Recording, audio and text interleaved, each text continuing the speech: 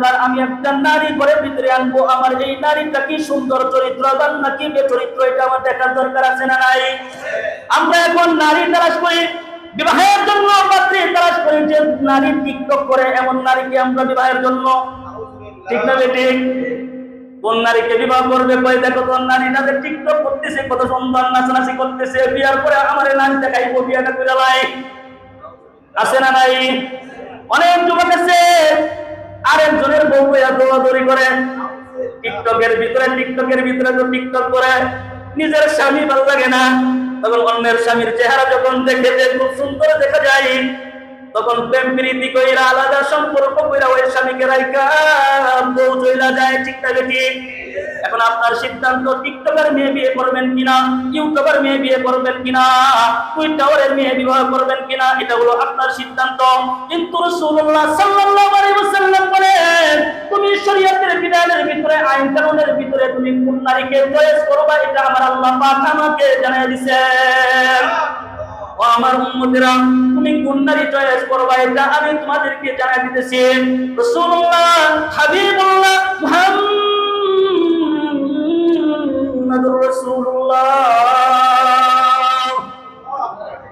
মুহাম্মাদুর রাসূলুল্লাহ সাল্লাল্লাহু আলাইহি ওয়াসাল্লাম বলেন, তুমি কোন নারী চয়েস করবা? এক নম্বর যে নারীটা চয়েস করবা, তুমি আগে দেখবা সেই নারীর বংশ পরিচয় কেমন, সেই নারীর বংশ পরিচয় ভালো কিনা সেটা আগে জানবা। যদি দেখো যে বংশ পরিচয় ভালো না, কোনো সমস্যা নাই, যদি তুমি চাও বিয়ে করতে পারো, না চাইলে নাই। আল্লাহু আকবার বলতেন না? তুমি দেখবা তোমার নারী চয়েসের ক্ষেত্রে, তোমার বউ চয়েসের ক্ষেত্রে, তোমার স্ত্রী চয়েসের ক্ষেত্রে, তোমার বিবি চয়েসের ক্ষেত্রে তার বংশ পরিচয় কিরকম, এইটা তুমি এক নম্বরে দেখবা। দুই নম্বরে তোমার বিবির সম্পদের তালাশ করবা, তোমার বিবি সম্পদশালী কিনা, তার বাবা সম্পদশালী কিনা, তার মা সম্পদশালী কিনা, তাদের সম্পদ আছে কিনা। এই বাবা, এই কথাটা রাসূলুল্লাহ সাল্লাল্লাহু আলাইহি ওয়াসাল্লাম কেন বলেছেন জানেন? কারণ একটা মানুষের যদি বংশ পরিচয় হয়, স্বামীরও সেখানে সম্মান হয়। জোরে বলেন, সেখানে স্বামীরও একটা সম্মান হয়, অমুক বংশের জামাই আসতেছে, ঠিক না বেঠিক? যদি আপনি বাটপারের বাড়ি বিয়ে করেন, যদি আপনি সুদখোরের বাড়িতে বিয়ে করেন, আপনি যদি মদখোরের বাড়িতে বিয়ে করেন, আপনি যদি জুয়াখোরের বাড়িতে বিয়ে করেন, তাহলে মানুষ বলবো জুয়াখোরের বাড়ির জামাই আসতেছে। জোরে বলেন না? এটা জুয়াখোরের বাড়ির জামাই আসতেছে, শুনলে মনে হয় খুব ভালো দেখা যায়। জোরে বলেন, আপনারা কি বুবা হয়ে গেছেন নাকি কিছু জানেন? জবান দিয়ে বলেন আল্লাহু আকবার বলেন। আরে মায়া শুনলে বলবো না, কখনো কখনো সাথে বলতে হবে, তাহলে মুখস্থ করে বাড়িতে যাইয়া নিজের বিবিকে শোনাইতে পারবেন। কথা বলেন ঠিক না বেঠিক? শুধু নিজের জীবনকে বিবিকে শুধু শোনাইতে পারবেন, বিষয়টা এরকম না। আপনার জীবনের ভিতরে, আপনার জীবনের অধ্যায়ের ভিতরে একটা জিনিস, সেটা হলো আপনি যে মুখস্থ করলেন ইসলামের এই বিধি বিধানটুকু আপনার সামনে কেউ বললে, ভুল বললে, আপনি এটাকে আপনি সুন্দর করে বুঝাই দিতে পারবেন। এজন্যই তো বলা হয়েছে যে এই জন্য তুমি এক নম্বরে দেখবা, তুমি বিবি চয়েস করবা, তুমি তোমার স্ত্রী চয়েস করবা, তুমি তোমার বউ চয়েস করবা, দেখবা চয়েসের ভিতরে তার বংশ পরিচয় আছে কিনা। দুই নম্বরে দেখবা যে তার ভিতরে সম্পদ, তোমার বিবির মধ্যে তার বাবা মার সম্পদ আছে কিনা। তিন নম্বরে তুমি দেখবা সৌন্দর্য আছে কিনা, কারণ মানুষ তো এখন সৌন্দর্যের পিছনে দৌড়ায়। জোরে বলেন, মানুষ এখন কালা নাইয়া বিয়ে করবার চায় না, ঠিক না বেঠিক? কিন্তু মানুষ গপ্পে গপ্পে কথায় কথায় বইলা বেলায় কালা হইল কালার মালা, কিন্তু বিবাহের সময় কয় সুন্দর হইল কালার মালা।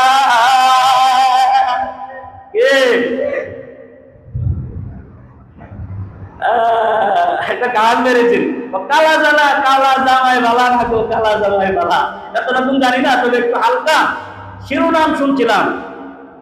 আসলে মানুষ কালোর দিকে আকর্ষণ খুব কম হয়, সৌন্দর্যের ভিতরে মানুষ আকর্ষণ বেশি হয়। কথা বলে ঠিক না বেঠিক?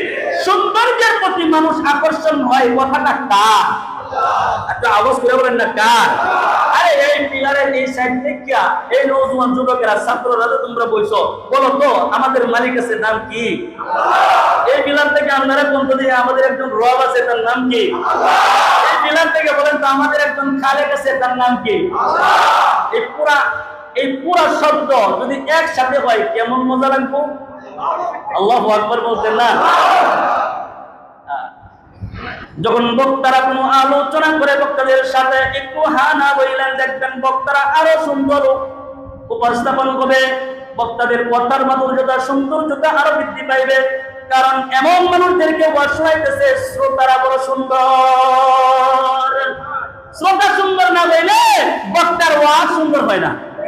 যদি বলেন না বক্তারা করে কি করবো, কথায় কয় না।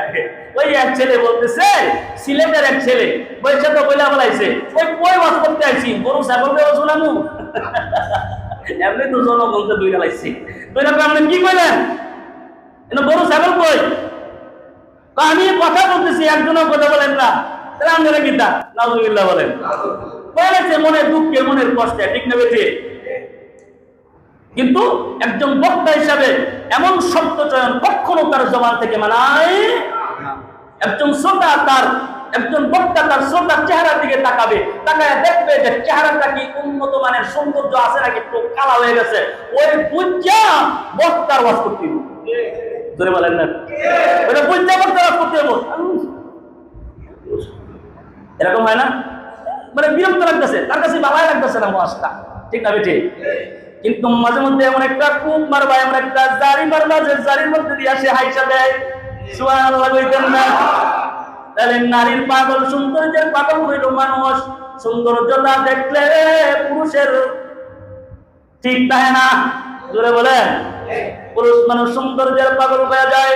এজন্যই তো আল্লাহ রাসূল সাল্লাল্লাহু আলাইহি ওয়াসাল্লাম বলেন, সৌন্দর্য দেখো, সৌন্দর্য যদি দেখো তাহলে বিবাহ করো। কিন্তু এখানে আমি তিনটা কথা বলেছি। এক নম্বরে হচ্ছে বংশ পরিচয়, দুই নম্বরে সম্পদ, তিন নম্বরে সৌন্দর্য।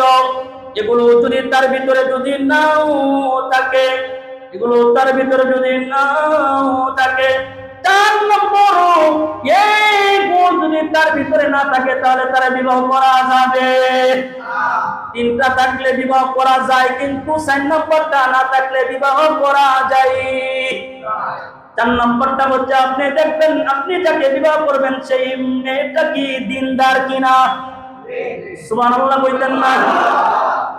মনে মনে কইতে পারেন, হুজুর আমি তো আমার কখনো এরকম বউ পাইছি না, আল্লাহকে কথা কই না।